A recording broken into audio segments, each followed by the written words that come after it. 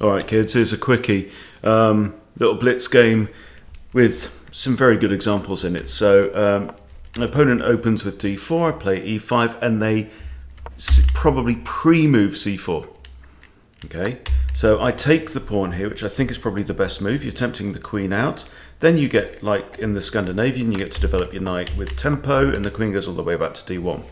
All right, so far so good. We're fairly balanced, although I now have a lead in development because I've got a knight out in the board. I consider knight out here. Opponent's rated, what was it, at the start of the game, 1621. Okay, so serious blitz player, by my standards. Okay, so I decided to bring my bishop out here. It stops this pawn from advancing. I've got good control over these squares now with the bishop and knight together. They bring out their knight. I play knight f6, knight f3, and now just d6, getting ready to deploy this bishop. They pin my knight. Okay, I castle. They come in. Now, pause, stop, stop. Whoop. You can tell what generation somebody is from. When you say the word stop, do they go and go into Where Is My Mind by Pixies, or do they go Hammer Time? Or there are many others. Anyway, very, very instructive classic position that we should all know, and the pattern is clear. We've been over it many, many times. Okay, not in this opening, whatever this opening is, but in the Caracan von Hennig, we've seen it many times indeed. Okay, what is the pattern? We have a bishop looking at their opponent's f-pawn. They are pinning a knight on our queen, and our knight is free to move to one of these two squares without being captured. Okay, so the next move is a brilliancy. Okay, I'm starting to think, oh no, right? I've got two attackers. My first defender is the pawn. I can't take back the queen, so I'm going to end up like this. But then I realise, aha, pattern number one. Okay, bishop takes f2, check, wicked. King pretty much has to take. And then knight to here. This is the point that we now get to boomerang round, and we've got now two attackers on the bishop, right? Knight to here would have been okay, but doesn't win the bishop. Okay, so knight to there, king retreats, we get the bishop. He doesn't recapture, but moves the queen forward to d2, putting a second attacker on here, so I just simplify. I'm figuring I'm up a pawn, but more than that, my opponent's king is now offside. He's lost castling rights. Okay, so what do we do here? Do we develop the bishop, or do we find something else to do? I play knight e5. It's nicely secured on that square. I'm attacking this pawn, maybe, you know, but central knight, always good thing.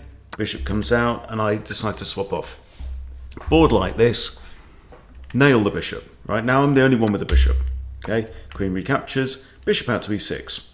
I might think about trading it for this knight, but, you know, in an ending, this bishop could be a more powerful piece, considering my opponent has got pawns on both sides of the board, and so do I.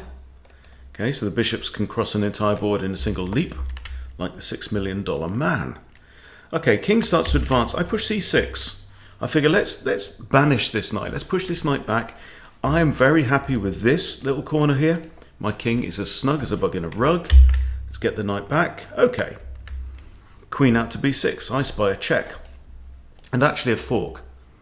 But you very often have to be careful about these queen b6 or queen b3 ideas about capturing this. Now, it's not always a bad thing, but you just have to be sure that you can't be trapped. And in this case, for example, if queen takes, then what about, you know, rook h to b1? My queen's going to have to get off the b file, and then this pawn is going to fall, right? And then that weakens these pawns. So is it really worth it for the sake of this guy? You have to say to yourself, is White Barry, or Barry White, as we could call him, is this pawn going to make a difference in the game? Not really. So I decide against. I put my queen back to c7, lining it up with the king here. We could have ideas. I mean, I'm only one step away here from pinning the knight. I mean, this is a discovered pin, okay? You know, so the knight will be pinned, and the pawn could take. I can take back with the bishop, but then the knight is immobile, yeah? Barry comes up to b3. I push on, d5. Queen retreats. I capture the pawn. And now he's got a problem because also, now the knight is pinned, g5 would win the knight. Pin it to win it. Right? One of the most basic tactical patterns in the whole of chess. Right? You've got a pinned piece. Can I attack it with a pawn? Simple. So king retreats, breaking the pin. Queen back up, another check. King retreats again. And there white resigns. Simple as that. But I just wanted to show you that. I mean, you know, he's in a pretty bad way already. He's 2 pawns down. I'm about to take this pawn. You know, this pawn's doubled anyway. So I'm about to take this. And let's just quickly look at the evaluation. Negative 7.9, 8.3, 7.4. It's around 8. Black is just totally winning. I'm 2 pawns up, but in reality, I'm just winning, right? Both these pawns are going to come to the center. Sorry, these rooks are going to come to the center.